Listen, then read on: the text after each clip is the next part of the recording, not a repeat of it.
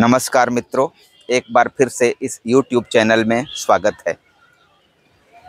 पिछले वीडियो की निरंतरता में आज इस प्रश्न पर हम विचार करते हैं कि रूप या संरचना का अधिक महत्व है या संप्रेष्य वस्तु यानी कथ्य का।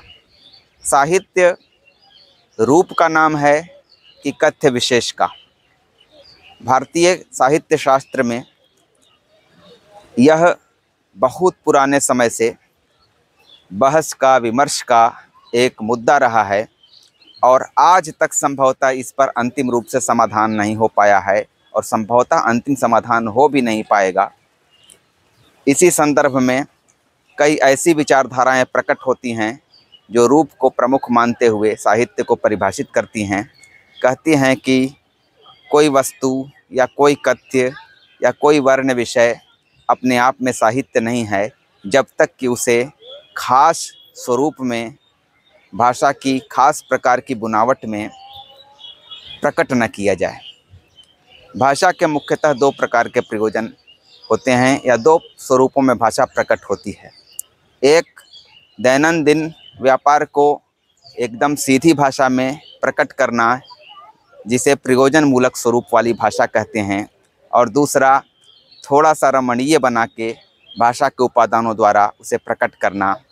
इस बहस को हम शुष्कम काष्ठम तिष्ठत्यग्रे और नीरस तरुरिह विलसति पुरतः के द्वंद्व में समझते रहे हैं साहित्य की दुनिया में। तो साहित्य क्या, जब तक हम कथ्य को रमणीय भाषा में प्रकट न करेंगे तब तक नहीं बनेगा। क्या सपाट भाषा में साहित्य नहीं बनेगा?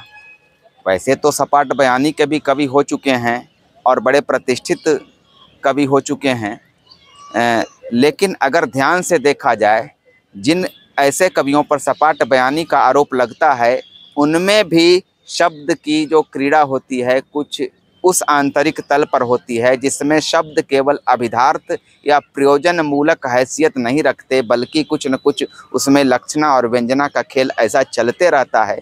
कुछ शब्दों के बीच ऐसे अंतराल सृजित होते रहते हैं कि उसमें साहित्य छुपा होता है। मेरा भी रुझान इसी दिशा में है कि साहित्य को किसी खास स्वरूप में प्रकट होने पर ही परिभाषित करना चाहिए। मान लिया आपके सामने कोई एक घटना है, सड़क पर कोई एक अच्छा या बुरा दृश्य है या कोई सुघटना या दुर्घटना होती है, तो उसे आप दो प्रकार से व्यक्त कर सकते हैं। उसका यथावत अंकन करने के प्रयास में रिपोर्ट का जन्म होगा जो अखबार में जगह पाएगी, लेकिन उसी को कुछ रस के साथ, कुछ रमणीयता के साथ, भाषा के कुछ कल्पना मूलक प्रयोग के साथ यदि आप व्यक्त करेंगे तो वह विधा रिपोर्टाज होगी, जो साहित्य की आजकल एक प्रतिष्ठित विधा है। तो रिपोर्ट और रिपोर्टाज, शुष्कम काष्ठम तिष्ठत्यग्रे और नीरस तरुरिह विलसति पुरतः का जो द्वंद्व है ये तो चलते चला आ रहा है, लेकिन साहित्य होने की एक शर्त के रूप में मुझे ऐसा लगता है कि उसे नीरस तरुरिह विलसति पुरतः की दिशा में ही जाना होगा। और साहित्य में जो अलग अलग विधाएं हैं, एक ही कथ्य को निरूपित करने से कभी नाटक की रचना हो जाती है, कभी उपन्यास की रचना हो जाती है, कभी कहानी की रचना हो जाती है, कभी कविता की रचना हो जाती है। इस तरह जो विधाओं का अंतर है यह भी तो स्वरूपगत अंतर है। इस तरह से साहित्य में रूप की प्रमुखता से इनकार नहीं किया जा सकता। सौंदर्य कहाँ स्थित है? कथ्य की महानता या उच्चता में निहित है या कथ्य के प्रस्तुतिकरण की उच्चता या रमणीयता में निहित है? यह बहस तो अंतहीन है, लेकिन कहीं न कहीं हमें इस बहस को थोड़ी देर के लिए रोककर बहस के ऊँट को किसी न किसी करवट बैठाना ही होगा। तो मेरा रुझान फिलहाल इस दिशा में जा रहा है कि साहित्य को खास प्रकार के स्वरूप में निहित मानना चाहिए।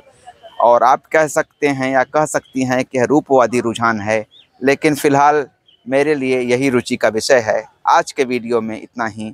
जल्द ही किसी नए विषय पर कोई नया वीडियो लेकर आपके समक्ष मैं उपस्थित होऊंगा। तब तक के लिए नमस्कार।